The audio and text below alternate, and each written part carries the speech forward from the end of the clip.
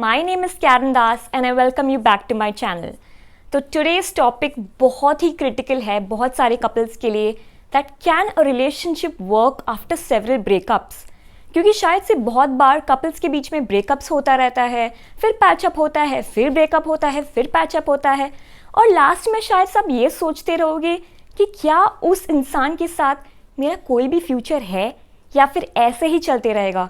ऐसा तो नहीं होगा ना कि मैं इस इंसान के साथ शादी कर लूँगी या फिर कर लूँगा एंड फिर बाद में आप सोचोगे कि डिवोर्स हो गया, यार मुझे पहले ही सोचना चाहिए था ना जब ये वो ब्रेकअप पैचअप चल रहा था तभी।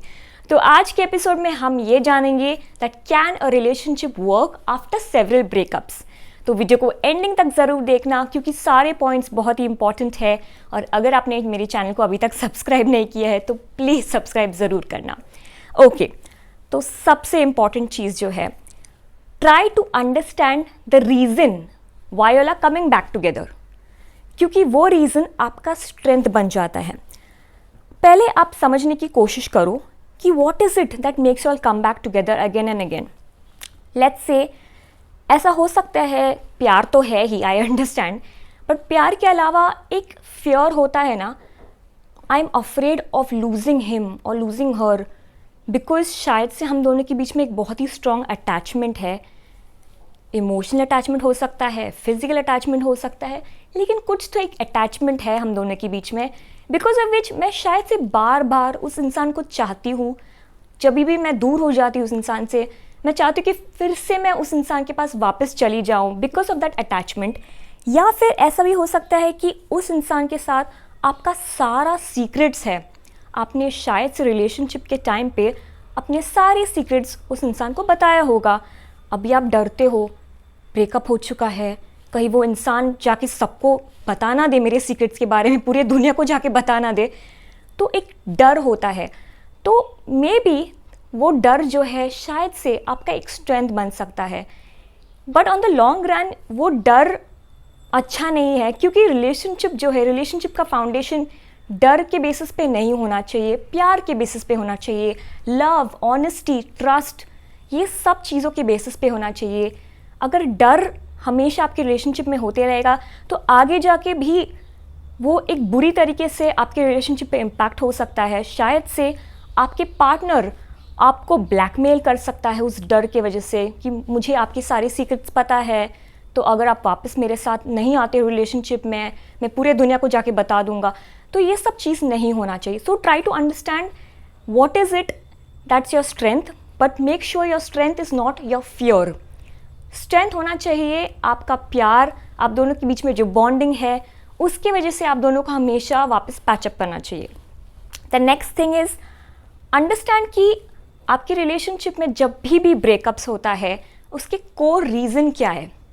बहुत सारे रीजंस हो सकते हैं, जैसे कि शायद से आपके पार्टनर के कुछ चीटिंग हैबिट्स हो सकते हैं, बार बार वो आपको इमोशनली, फिजिकली या फिर फाइनेंशियली भी चीट कर सकता है रिलेशनशिप में, वो एक हो सकता है। या फिर इक्वल कंट्रीब्यूशन शायद से नहीं हो रहा है, आप ही हमेशा कंट्रीब्यूट कर रहे हो और आपके पार्टनर कुछ भी नहीं करते रिलेशनशिप में। या फिर वो बहुत ही लेज़ी है, मतलब कुछ भी नहीं करता रिलेशनशिप में, इतना लेज़ी है कि शायद आपको ही सब डेट सब कुछ प्लान करना पड़ता है और वो कुछ नहीं करता है। या फिर शायद से बहुत बार ऐसा होता है ना कि रिलेशनशिप में दो जन है लेकिन फिर भी दूसरे लोगों के साथ अट्रैक्शन होता रहता है बार बार और उसकी वजह से रिलेशनशिप ज़्यादा टाइम तक नहीं रहता है। Then it can also be problems like over possessiveness, space नहीं रिलेशनशिप में, बहुत बार आप ज़्यादा ही ओवर पॉजेसिव बन जाते हो जिसकी वजह से मिसअंडरस्टैंडिंग्स होती रहती है, फाइट्स होते रहते हैं और रिलेशनशिप ज़्यादा टाइम तक नहीं टिकता है, ब्रेकअप हो जाता है। या फिर आपके पार्टनर का या फिर आपका बहुत सारे फ्रेंड्स है of the opposite gender. So if you are a girl, शायद से you might have many friends who are guys और your partner might have many friends who are like of the opposite gender and उसके बीच में हमेशा insecurity होती रहती है that I am feeling insecure that my partner has so many female friends and I don't like it, ऐसा भी होता है।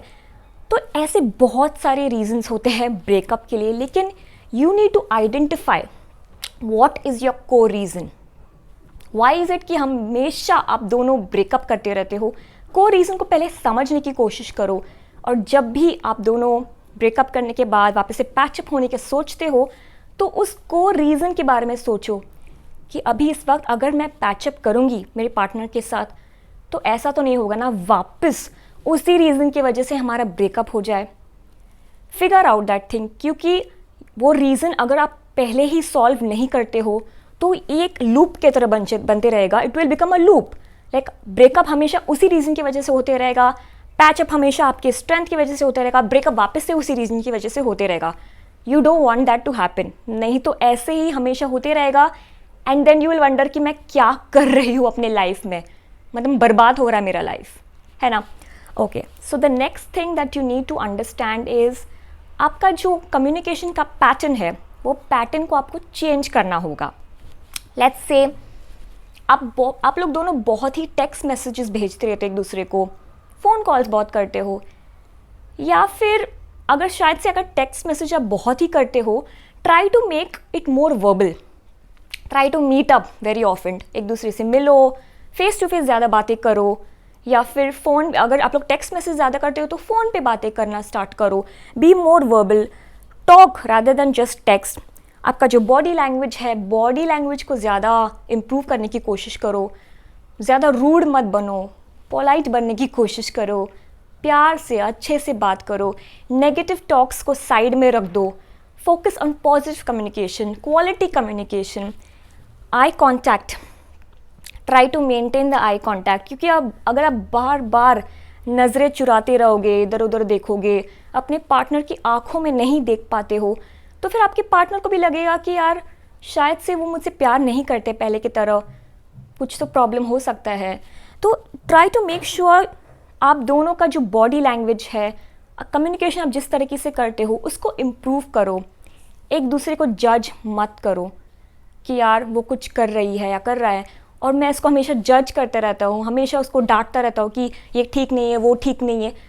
टोको मत इतना रिलेशनशिप में। या फिर जब भी आप एक दूसरे से बात करते हो, समझने के लिए बात करो, समझने के लिए एक दूसरे को की बातें को सुनो। कि ऐसा बहुत बार होता है दैट शायद से आपके पार्टनर आपको कुछ इम्पॉर्टेंट बोल रहे हैं और आप सुन नहीं रहे हो, लेकिन जब भी आप सुनते हो हमेशा उनको रिप्लाई देने के लिए सुनते हो, कभी उनकी बातों को समझने के लिए नहीं सुनते हो। और ऐसा बहुत बार कपल्स के बीच में होता है, आगे जाके भी मिसअंडरस्टैंडिंग्स होती है and your relationship will head in no direction. So try to work on all these things overall. इससे आपका रिलेशनशिप इम्प्रूव हो सकता है, ब्रेकअप का जो चांसेस है, ब्रेकअप का जो बोलते हैं ना प्रोबेबिलिटी है, वो कम होते रहेगा and your relationship will become stronger पहले से भी ज़्यादा। तो अगर आप ये सोचते हो कि नहीं यार, मतलब नहीं चल रहा मेरा relationship and I need to break up, and आप सोच रहे हो कि मैं कब ब्रेकअप करूँ, what is the right point to break up, तो इसके ऊपर मैंने पहले भी एक वीडियो बनाई है, वीडियो का लिंक मैं डिस्क्रिप्शन बॉक्स में डाल दूँगी। Okay then, that's it for today. आज का एपिसोड हम यही ख़त्म करते हैं। ये वीडियो को लाइक करना, शेयर करना, कमेंट करना। अगर आप चैनल पे नए हो तो चैनल को सब्सक्राइब भी करना। ऐसे ही और वीडियोस देखने के लिए सब्सक्राइब डेफिनेटली करना। और हाँ, मुझे फेसबुक और इंस्टाग्राम पे भी फॉलो करना। ओके देन, मिलते हैं बहुत जल्दी एक नए एपिसोड के साथ। See you, bye bye, take care.